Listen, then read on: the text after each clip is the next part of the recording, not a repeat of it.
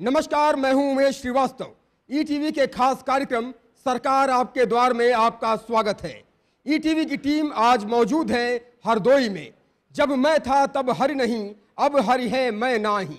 हिरण्याकश्यप के अहंकार का वध करने वाली हरदोई की धरती, होलिका के घमंड को चकनाचूर करने वाली हरदोई की धरती और हरि भक्त प्रहलाद को नमन करने वाली हरदोई की धरती। तो शुरू करते हैं हरदोई में सरकार आपके द्वार का सिलसिला। सरकार आपके द्वार कार्यक्रम में आज हरदोई की जनता और हरदोई के अधिकारियों का आमना सामना होगा। हरदोई के अधिकारी हमें बताएंगे कि हरदोई के विकास के लिए उत्तर प्रदेश सरकार की कौन कौन सी योजनाएं हैं और हरदोई की जनता प्रशासनिक दावों को अपनी कसौटी पर परखेगी। सबसे पहले अपने खास मेहमानों से आपका तारुफ करा देते हैं। हमारे साथ इस खास चर्चा में मौजूद रहेंगे हरदोई के जिलाधिकारी रमेश मिश्रा जी। हमारे साथ मौजूद रहेंगे हरदोई के chief development officer Vijay Kumar Gupta ji और हमारे साथ मौजूद रहेंगे हरदोई के कप्तान उमेश कुमार सिंह जी। सबसे पहला सवाल हरदोई के जिलाधिकारी महोदय से। रमेश मिश्रा जी, आपसे जानना चाहेंगे हरदोई के विकास के लिए उत्तर प्रदेश सरकार की कौन कौन सी योजनाएं हैं और क्या उनका लाभ हरदोई की जनता को मिल रहा है? इस जनपद में कोई बहुत बड़ी इंडस्ट्री नहीं है, कोई बहुत बड़े इंस्टीट्यूशंस नहीं हैं। कुल मिला के जनपद में शिक्षा का स्तर बहुत अच्छा नहीं है। गांव में किसानों के लिए सरकार जो सुविधाएं दे रही हैं, उन सुविधाओं को हम लोग पूरी कोशिश करके दिन रात मेहनत करके गांव वासियों तक पहुंचाते हैं। सोशल सेक्टर में जो हमारे योजनाएं हैं, मुख्य रूप से समाजवादी पेंशन, लोहिया आवास, अल्पसंख्यकों के लिए बहुत से योजनाएं और इसके साथ ही जो सरकार ने नए नए योजनाओं को शुरू किया है, उसमें कब्रगाहों के लिए, अंत्येष्टि स्थलों के लिए चहारदीवारी का निर्माण, गांव की सड़कों को जोड़ने का काम, गांव में लोहिया आवासों को बनाना, सीसी रोड, गांव में नालियों का प्रबंध करना, शौचालयों की व्यवस्था करना, शिक्षा के स्तर को सुधारना और सबसे महत्वपूर्ण योजना राज्य पोषण मिशन के अंतर्गत हमारी वो बहनें, हमारे वो बच्चे जो कुपोषित हैं और जिन्हें आवश्यकता है हेल्थ हैजार्ड से बचने के लिए सरकारी केयर की, उस योजना के तहत पूरा जनपद सजग हो गया है। हमने सारे जनपद में विलेज हेल्थ न्यूट्रिशन डे पर जनपद स्तरीय अधिकारियों को निर्देशित किया है, वो जाते हैं, मैं भी जाता हूं। जितने भी बच्चे हमारे जनपद में कुपोषित हैं, उन सारे बच्चों का हमने वेट लिया है, सारे बच्चों को आइडेंटिफाई किया है कि कौन अति कुपोषित है, कौन कुपोषित है, और उसका हम लोग वीकली मॉनिटरिंग करके उसको कुपोषण से मुक्त कराते हैं। जो बच्चे बहुत ज़्यादा कुपोषित हैं और गांव में उनका उपचार नहीं हो सकता है, उनको हम लोग यहाँ पे अस्पताल में लाकर हम लोगों ने केंद्र बना रखा है, वहाँ पे 14 दिन रखकर उनको ठीक ठाक करके गांव में वापस करते हैं। एक गांव खलीफापुर मस्ती जिसको मैंने अडॉप्ट किया है, उस गांव में एक बच्ची बचपन से विकलांग पैदा हुई। उसके पिता ने उस बच्ची को उसकी माँ को पैदा होते ही इसलिए छोड़ दिया कि वो कैसे उस विकलांग पुत्री को पालेगा। माँ अपनी बेटी के साथ अपने गांव खलीफापुर मस्ती में आ गई। बच्ची को उसने पढ़ा लिखा कर बड़ा किया, इंटरमीडिएट बेटी ने पास किया और वो बच्ची माननीय मुख्यमंत्री जी के उसके हाथों से उसको लैपटॉप मिला। वो आगे की पढ़ाई उसने बंद करके लैपटॉप को लेकर काम शुरू किया। वो बच्ची आज हमारे शहर में इंग्लिश की टाइपिंग सीख गई है, नेट पे काम कर रही है और हिंदी की टाइपिंग करके आज यहाँ उपस्थित है। वो संदेश दे रही है कि विकलांगता किसी भी कारण से किसी विकास में रोड़ा नहीं बन सकती। हरदोई के सीडीओ साहब से हम जानना चाहेंगे, गांव में विकास की गंगा बहाने के लिए यूपी सरकार की कौन कौन सी योजनाएं हैं? जनता को संबोधित करते हुए आप क्या कहना चाहेंगे? जनपद में राज्य सरकार द्वारा जो भी योजनाएं चलाई जा रही है, जनपदीय स्तर अधिकारियों के सौजन्य से उसको ग्रामीण जनता तक ठीक ढंग से चलाया जाए, इसकी देखरेख की जिम्मेदारी मुख्य विकास अधिकारी की है।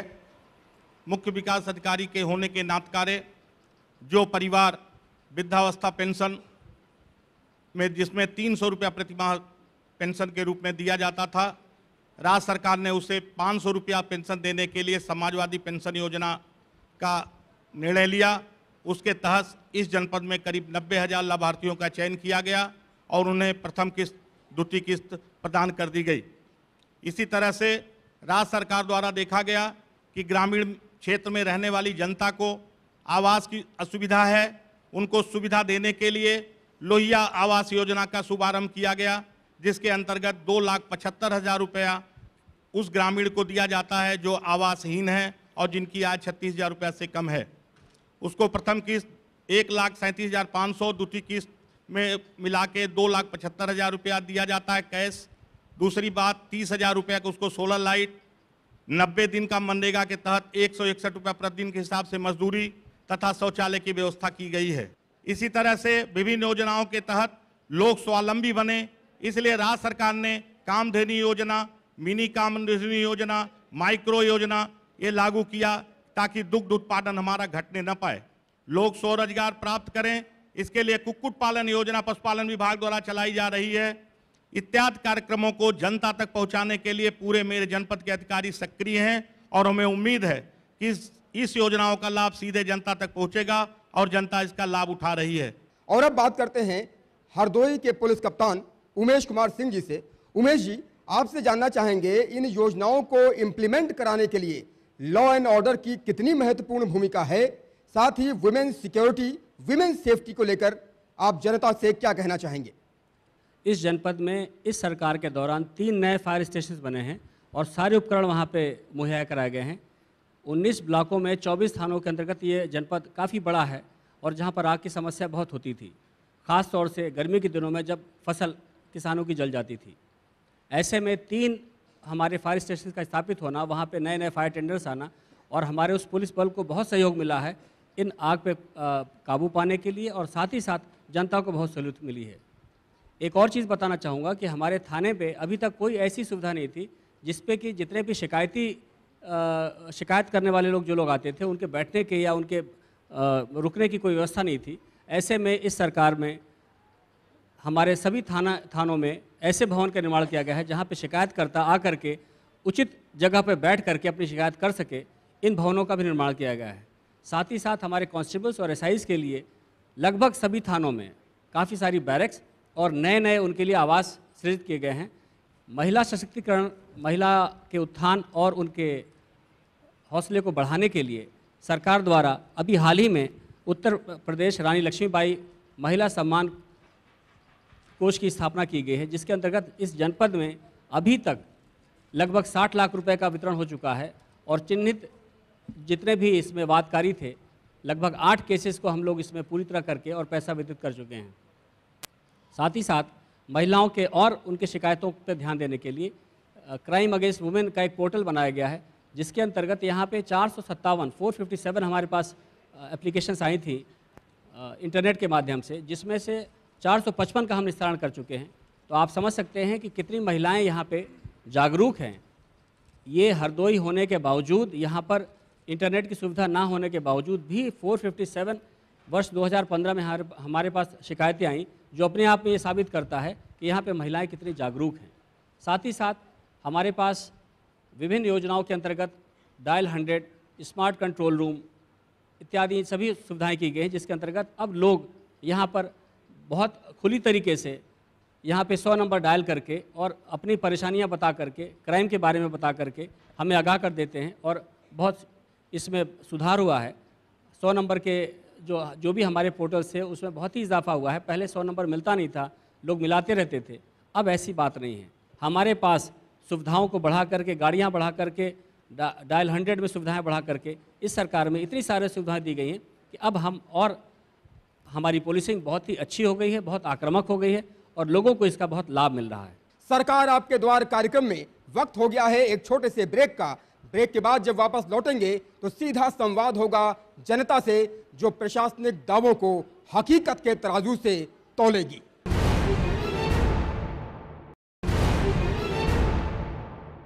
ब्रेक के बाद सरकार आपके द्वार कार्यक्रम में आपका स्वागत है। हरदोई में हम लगातार यूपी सरकार की विभिन्न जन कल्याणकारी योजनाओं का जिक्र कर रहे हैं और अब हरदोई में विभागवार अधिकारियों से बात करते हैं कि उनके विभागों में उत्तर प्रदेश सरकार की योजनाएं कौन कौन सी हैं। हमारे साथ कृषक दुर्घटना बीमा योजना से संबंधित अधिकारी मौजूद हैं। आप हमें बताएंगे, जनता को बताएंगे कि यूपी सरकार की कौन सी योजना है कृषक दुर्घटना बीमा योजना, और जनता से आप क्या कहना चाहेंगे? कृषक दुर्घटना बीमा का लाभ उन किसानों को मिलता है जिनके पास चाहे जितनी मात्रा में हो खेती होनी चाहिए, चाहे 1 बिस्वा हो चाहे 1 बीघा हो।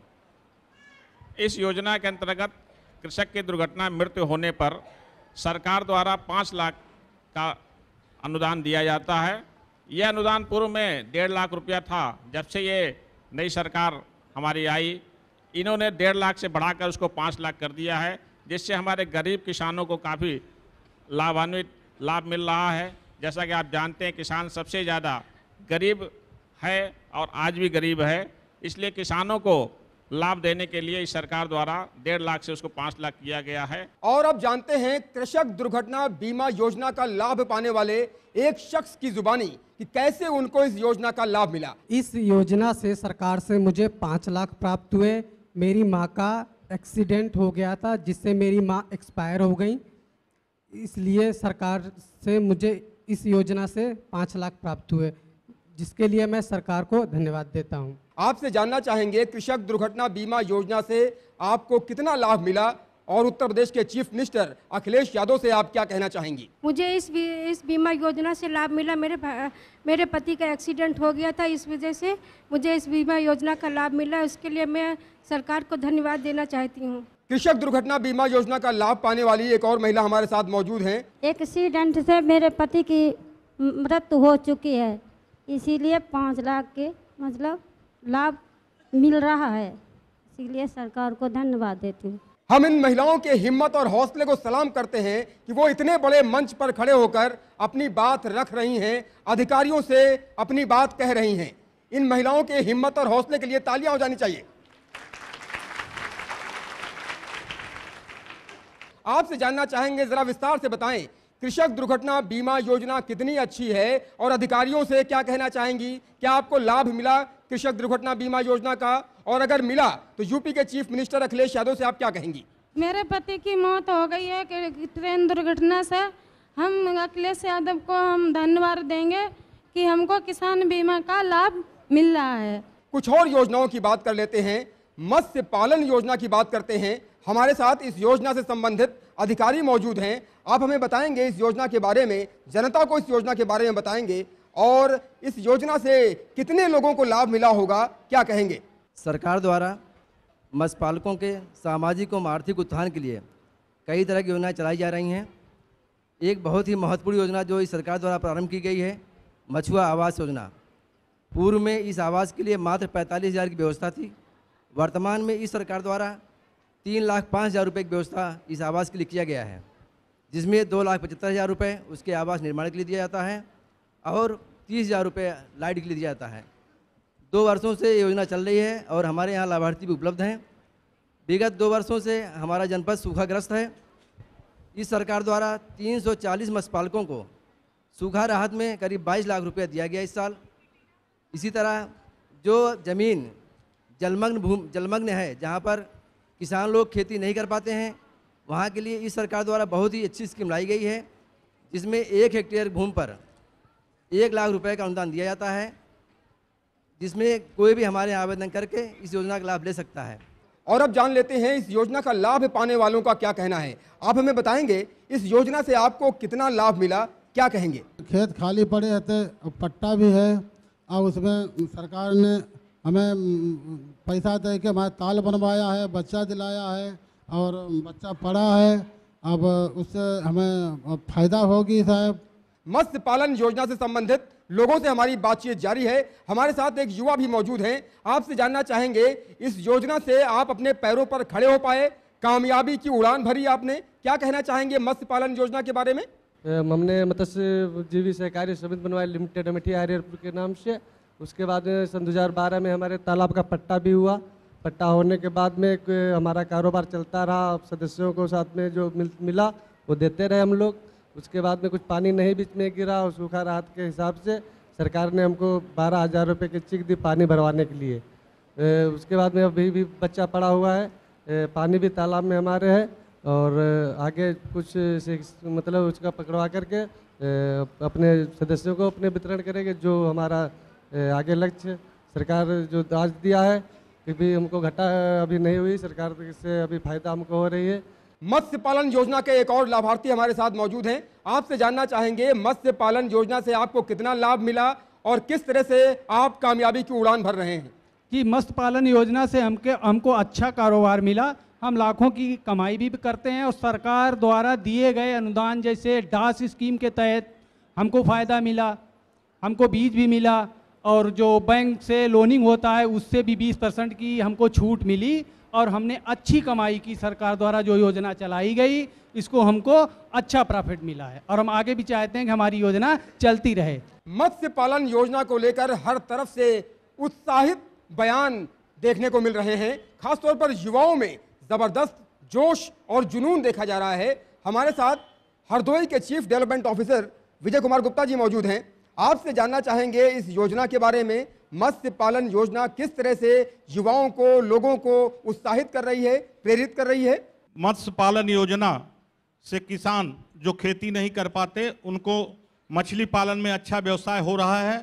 आजकल आप जानते हैं कि बाजार में मछली खाने वाले ज़्यादा लोग हैं, इसलिए मछली का भाव अधिक मिलता है और वो किसान जिनका खेत पानी से भरा रहता है उनको मत्स्य पालन विभाग द्वारा ऋण उपलब्ध कराया जाता है, अनुदान दिया जाता है ताकि वो स्वरोजगार पैदा करके अधिक से अधिक मत्स्य पालन कर सकें और उनको बाजार में बेच के अधिक से अधिक लाभ कमा सकें। मछुआ समुदाय के जो लोग हैं उनको देखा गया कि वो लोग गरीबी स्तर पे अपना मकान नहीं बना पा रहे थे, इसलिए मछुआ आवास योजना के तहत उनको 2,75,000 रुपया प्लस 30,000 रुपया लाइट का दे के उनके पक्के मकान का सपना साकार किया जा रहा है मत्स्य पालन विभाग द्वारा। सीडू साहब, आपसे ये भी जानना चाहेंगे, कामधेनु योजना कितनी अच्छी योजना है, यूपी सरकार की बेहद महत्वाकांक्षी योजनाओं में से एक है। क्या कहना चाहेंगे और किस तरह से कामधेनु योजना से लोगों को लाभ मिल रहा है। दुग्ध उत्पादन घट रहा था, उत्तर प्रदेश सरकार ने सोचा कि अगर दूध उत्पादन नहीं होगा, लोगों के पास दूध नहीं होगा तो बच्चे हमारे स्वस्थ नहीं रहेंगे। जैसा कि आपने अभी देखा, कुछ दिन उत्तर प्रदेश सरकार ने प्राइमरी स्कूल के बच्चों को दूध वितरण करा रही है, इसलिए ये देखा गया कि दूध का अधिक से अधिक उत्पादन हो, इसको लेकर कामधेनु योजना चलाई गई। अब ये देखा गया कि कामधेनु योजना बड़ी योजना है, छोटे किसान इसमें दुग्ध पालक नहीं आ रहे हैं, तो इसको मिनी कामधेनु योजना चलाई गई जिसका ज़्यादा से ज़्यादा जनपद में लाभ दिया जा रहा है। अब एक माइक्रो मिनी कामधेनु योजना चलाई जा रही है कि छोटे पालन जो दुग्ध का व्यवसाय करना चाहते हैं उन्हें ऋण दिया जाएगा और 5 साल तक कोई भी ब्याज राज्य सरकार भरेगी। इसलिए इस योजना का ज़्यादा से ज़्यादा प्रचार हमने किया और इस जनपद में 3 कामधेनु योजना के अंतर्गत लाभार्थी लाभान्वित हुए और 20 मिनी कामधेनु योजना के अंतर्गत लाभान्वित हुए। 16 जो है माइक्रो कामधेनु योजना चल रही है जिसमें अभी लोग अपने पशु खरीदने के लिए जा रहे हैं। आपसे जानना चाहेंगे, कामधेनु योजना कितनी अच्छी योजना है और कितना लाभ मिला आपको इस योजना से। मिनी योजना के अंतर्गत हमारे यहाँ वर्तमान में 40 पशु हैं। 40 पशुओं का हम वर्तमान में लगभग 200 से 225 लीटर प्रत्येक दिन दूध का उत्पादन कर रहे हैं तथा उसे मार्केट में भेज रहे हैं, उसकी बिक्री कर रहे हैं। जो गायों और भैंसों का खाना है, चारा है और अन्य लेवरी अन्य चीज़ निकाल के वर्तमान में लगभग 6 से 7 हज़ार रुपये बेनिफिट प्रत्येक दिन हम कर रहे हैं और इस योजना से अन्य कई प्रॉफिट के काम किए जा सकते हैं, जैसे गोबर का, उसके गाय और भैंसों के मूत्र का, जो अभी हमारे यहाँ पे सुचारू नहीं हो पा रहा है, लेकिन इस योजना के तहत वर्तमान में जो प्रॉफिट हो रही है उससे हम ये मुख्यमंत्री और इस योजना से जो लाभ हो रहा है उसके लिए प्रदेश सरकार को धन्यवाद देना चाहेंगे।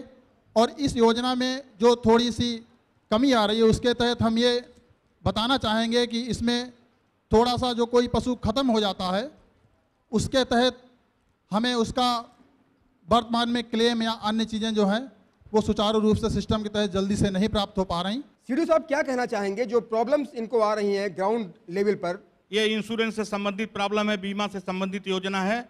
उदयराज जी को मैं इस मंच से आश्वस्त करना चाहता हूं कि भविष्य में इस प्रकार की कोई असुविधा नहीं होगी। मैं ऐसा प्रयास करूंगा कि अगर उनका कोई पशु अगर उसका देहांत होता है तो जो भी उसकी बीमा धनराशि है शीघ्र ही उन्हें मिल जाएगी। सरकार आपके द्वार कार्यक्रम में वक्त हो गया है एक छोटे से ब्रेक का। ब्रेक के बाद जब लौटेंगे तो अधिकारियों और जनता के बीच ये संवाद जारी रहेगा। जनता अपनी आवाज बुलंद करेगी।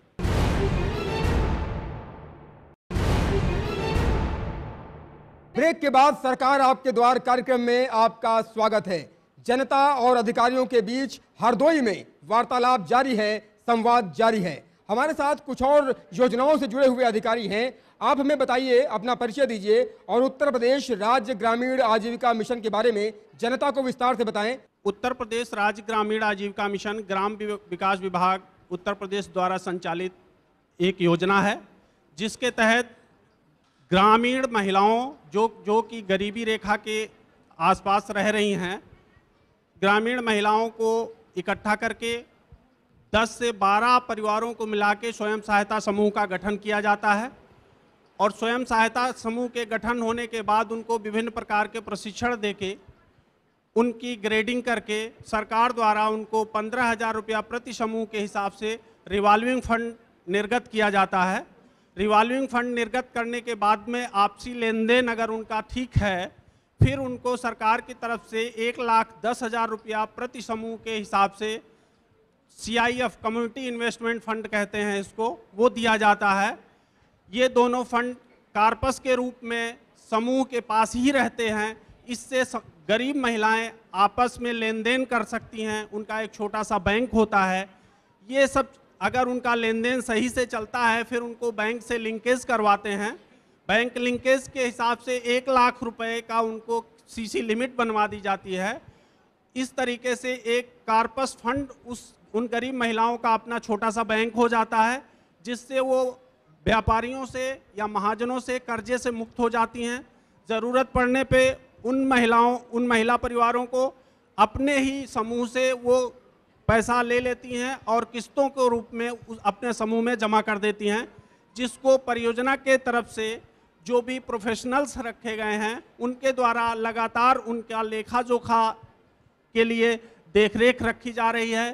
साथ ही इन समूह की जो तेज़ महिलाएं हैं उनको उनके समूह के लेखा जोखा लिखने के लिए प्रशिक्षण दिया जा रहा है और ये पूरे गांव में 10 से 12 समूह बनने के बाद में ग्राम स्तर पर एक ग्राम संगठन का गठन किया जाता है।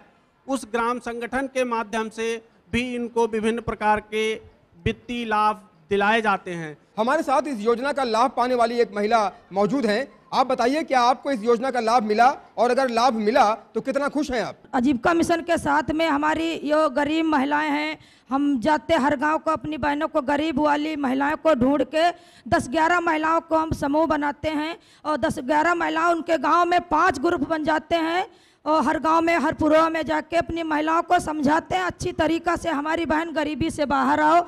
जैसे हम भी गरीबी से बाहर निकले वैसे हमारी दीदी लोग सभी गरीबी से बाहर आ जाओ। और जो 3 महीना के बाद में आर 15,000 बोला जाता है, अपनी बहनों को 15,000 रुपया दिलाते हैं। उससे छोटी मोटी अपनी 50 रुपये की बचत की है, 15,000 आ जाएंगी और हमारी बहनों की ज़्यादा बचत हो जाएगी। और 6 महीना के बाद में CIF का पैसा 50,000 रुपया अपनी हर बहनों को दिलाया है। नर हो न निराश करो मन को, कुछ काम करो, जग में रहकर कुछ नाम करो। ये जन्म हुआ किस अर्थ हो, समझो इसको यह व्यर्थ न हो।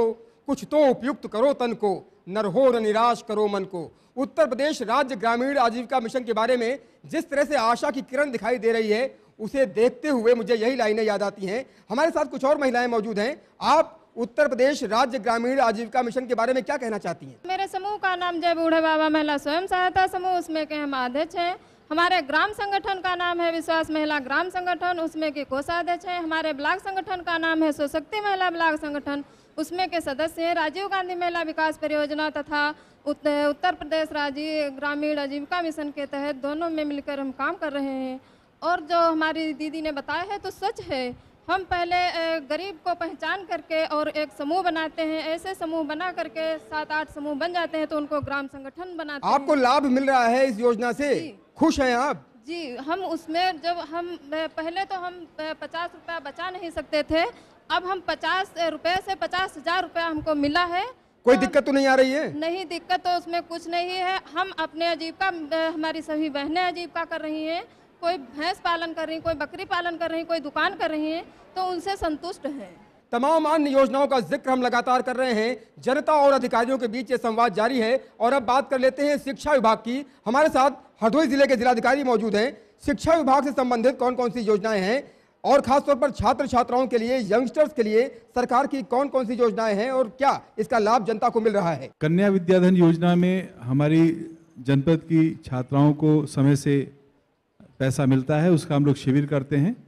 पिछली बार हमारे प्रभारी मंत्री जी भी आए थे, उन्होंने किया था, उसको वितरण किया था। और इसी प्रकार से लैपटॉप योजना में जो हमारी बच्चियाँ इंटर पास थी उनको लैपटॉप दिए गए थे। बहुत ही खुशी की बात है और बहुत ही आश्चर्य की बात भी है कि लैपटॉप योजना इस जनपद के लिए बहुत ही क्रांतिकारी योजना हुई। हमारे बीच में एक और बहुत ही एक उदाहरणीय प्रस्तुति है। संध्या नाम की बच्ची बैठी है। इसके पैदा होते ही इसके पति ने इसकी माँ को इसलिए छोड़ दिया क्योंकि ये बेटी है, विकलांग बेटी को कैसे वो पालेगा। मैं गांव में गया, मेरे समक्ष आई, उसने बताया कि मुझे लैपटॉप मिला है, मैं पैरों से विकलांग हूं लेकिन अपने पैरों पे खड़ा होकर दूसरे का मैं संबल बनना चाहती हूं। उस बच्ची को दूसरे दिन मैंने शहर ले आया। 8 किलोमीटर दूर जाकर उसने इंग्लिश की टाइपिंग सीखी, कंप्यूटर सीखा और इसी प्रकार से हिंदी का भी उसने टाइपिंग कंप्यूटर सीखना शुरू कर दिया है।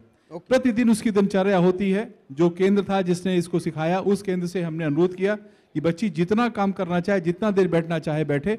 वो बच्ची वहाँ पे नेटवर्किंग भी कर रही है और उसकी ये इच्छा है जिसको हम लोग पूरा करेंगे कि वो अपना एक सुविधा केंद्र खोले जिसमें सभी लोगों को रोजगार के फॉर्म्स, सर्टिफिकेट्स, जो कास्ट सर्टिफिकेट, निवास प्रमाण पत्र, ये सब दिए जाते हैं सुविधा केंद्रों से, वो उसको दे और अपने केंद्र में और लोगों को भी जो विकलांग बच्चियां हैं उनको रोजगार दे। संध्या जी, आपसे जानना चाहेंगे, क्या कहना चाहेंगे आप, किस तरह से मुख्यमंत्री ने जो ये लैपटॉप योजना का शुभारंभ किया, आपको लैपटॉप मिला, आपने अपनी जिंदगी बदली, जरा अपने एक्सपीरियंसेस को शेयर कीजिए, अपनी फीलिंग्स को शेयर कीजिए। हम पहले बहुत परेशान थे, इतना जितना कुछ कोई हर एक लड़की नहीं परेशान होती है जितना हम परेशान थे।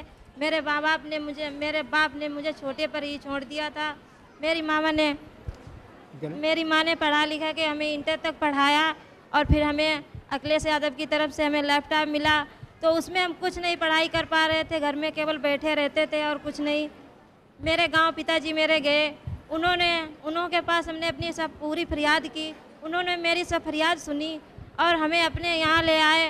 उन्होंने कहा, बेटी तुम रो मत, मैं तुम्हारे पिता हूँ, तुम्हारा पिता अमाग था, उसने छोड़ दिया पे, मैं नहीं तुम्हें कभी जीवन भर नहीं छोड़ूंगा, साथ दूंगा। और उन्होंने हमें पढ़ा लिखा के सबको कोचिंग करवाई, इंग्लिश की, हिंदी की। आज के दिन पे हम उन्हीं के पैरों पे खड़े हैं और उनको बहुत बहुत धन्यवाद। ऐसे परम पिता परमेश्वर सबको मिले जैसे हमें मिले हैं। क्या बात है भाई, तालियां हो जाए संध्या जी के लिए। सरकार आपके द्वार कार्यक्रम में हरदोई की जनता और हरदोई के अधिकारियों के बीच संवाद जारी है। आइए अब बात करते हैं उत्तर प्रदेश राज्य शहरी आजीविका मिशन की। हमारे साथ इस योजना से संबंधित अधिकारी मौजूद हैं। आप क्या कहना चाहेंगी जनता से, क्या योजना है ये? उत्तर प्रदेश राज्य शहरी आजीविका मिशन, जैसे कि ग्रामीण क्षेत्र में NRLM चलती है, वैसे ये NULM के अंतर्गत चलाई जा रही है और इसमें कई कंपोनेंट हैं जिसके अंदर जिसका उद्देश्य है शहरी गरीबों को जो बेरोज़गार हैं उनको रोज़गार उपलब्ध कराना, उनकी आय में वृद्धि कराना। इसका मेन और स्पेसिफिक जो सबसे ज़्यादा उद्देश्य है वो यही है, जिसके तहत हम कई स्कीम्स को ऑर्गेनाइज़ कर रहे हैं। इसमें एक हमारी स्वरोज़गार स्कीम है जिसके तहत हम जिनके पास रोज़गार नहीं है और जिनकी आय में कमी है उनको जो है हम लोग 2 लाख का लोन उपलब्ध कराते हैं जो बैंक से होता है, जिसमें हम लोग सब्सिडी रिलीज़ करते हैं, उनको सब्सिडी की मदद करते हैं। उसके बाद हमारे पास एक और स्कीम है जिसके तहत हम कौशल सुधार प्रशिक्षण हम लोग उपलब्ध कराते हैं। जो हमारे बेरोज़गार हैं जिन्होंने पढ़ाई ड्रॉप की है, उसमें वो हमारे यहाँ स्किल डेवलपमेंट की ट्रेनिंग्स लेते हैं जो NCVT कॉन्सेप्ट पे होती है और उसका हम RDAT से एग्जामिनेशन कराते हैं, जिसमें हमारे यहाँ कम से कम 590 पार्टिसिपेंट अभी रिसेंटली ट्रेनिंग ले रहे हैं, जिसमें हमारे पास 80% 85% फीमेल्स हैं, महिलाएं हैं वो ट्रेनिंग हमारे यहाँ ले रही हैं, जिसमें कंप्यूटर का है और ब्यूटिशियन ट्रेनिंग का है, रेडीमेड गारमेंट का है।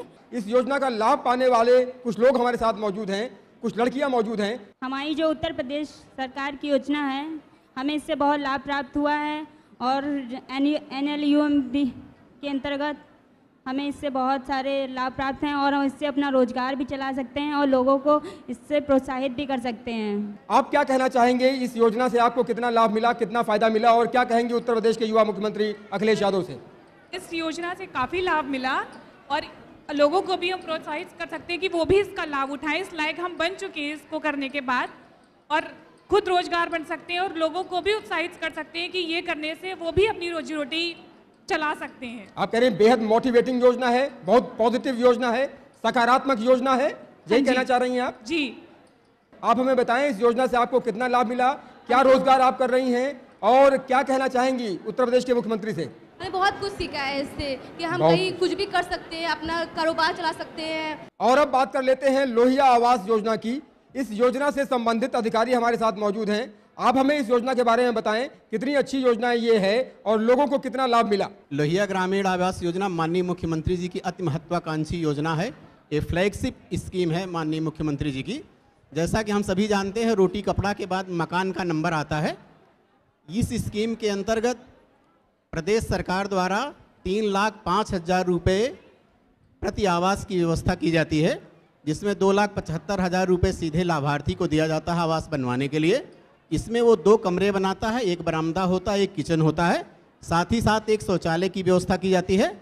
और मनरेगा स्कीम के अंतर्गत 14,490 रुपये की उसे मजदूरी की व्यवस्था की जाती है।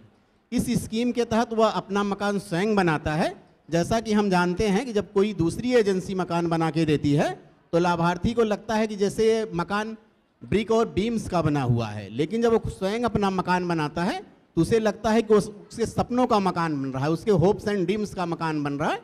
यह योजना अति महत्वपूर्ण स्कीम है और ग्रामीण आवास योजना ग्रामीण क्षेत्र में रहने वाले ऐसे परिवार जिनके पास छत नहीं है, वो चाहे बीपीएल के हैं चाहे नॉन बीपीएल हैं, यदि उनकी आमदनी 36,000 रुपये प्रति वर्ष है तो उनको यह आवास योजना प्रदान की जा रही। आप हमें बताएं लोहिया आवास योजना से आपको कितना लाभ मिला? मुझे जो था मकान बहुत सुविधा मिली। मेरे यहाँ के प्रधान बहुत अच्छे हैं, मुझे बहुत सुविधा मिली। मेरा मकान बनाए, मेरे सपने साकार हुए। मेरे 2,75,000 रुपये मिले और 2 किस्तों में 1,37,500 रुपये मिले और सूर्य ऊर्जा की और लाइट वाइट सब कुछ व्यवस्था अच्छी तरीके से मिली मुझे। और पेंशन भी मुझे मिलती है, उससे मैं अपने बच्चों का खर्चा चलाती हूँ, पढ़ाई लिखाई सब करती हूँ। लोहिया आवास योजना का लाभ पाने वाली एक और महिला हमारे साथ मौजूद हैं, क्या कहना चाहती हैं आप? मुझे बहुत लाभ है, प्रधान ने बहुत किया। 3 लाख 5 लाख वाली मुझे कॉलोनी मिली। मेरे मकान नहीं था, मकान मेरे पास हो गया। पहले आपका मकान कच्चा रहा होगा, बारिश में दिक्कतें होती रही होंगी, अब आपका मकान पक्का बन गया है। हाँ, 2,75,000 रुपए आपको मिला है। हाँ, यही प्रॉफिट हुआ है ना आपको? हाँ जी, मिल गया, सारा पैसा आपको मिल गया? हाँ मिल गया, मकान पक्का बन गया? बन गया। लोहिया ग्रामीण आवास योजना का लाभ पाने वाली एक और महिला हमारे साथ मौजूद है। झोपड़ियों में रहते थे और हमारे पास पक्का मकान बन गया है। 3,05,000 वाली कॉलोनी हमें मिली है। अब अच्छा हमारा मकान हो गया है। सरकार आपके द्वार कार्यक्रम में वक्त हो गया है एक छोटे से ब्रेक का। ब्रेक के बाद जनता और अधिकारियों के बीच हरदोई में ये संवाद जारी है।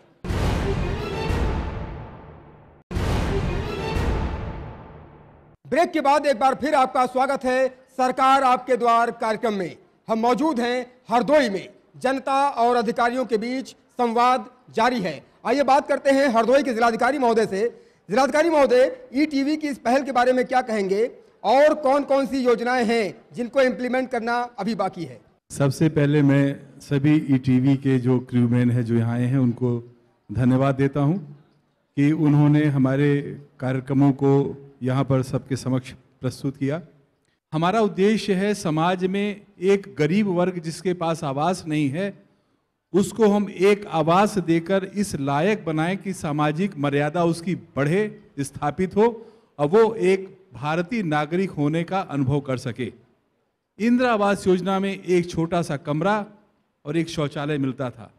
मैंने खुद देखा है वो जो आवास होता था एक कक्ष का, उसमें रोशनदान आदमी इसलिए नहीं बनाता था कि रोशनदान से पानी आ जाएगा, भीग जाएगा।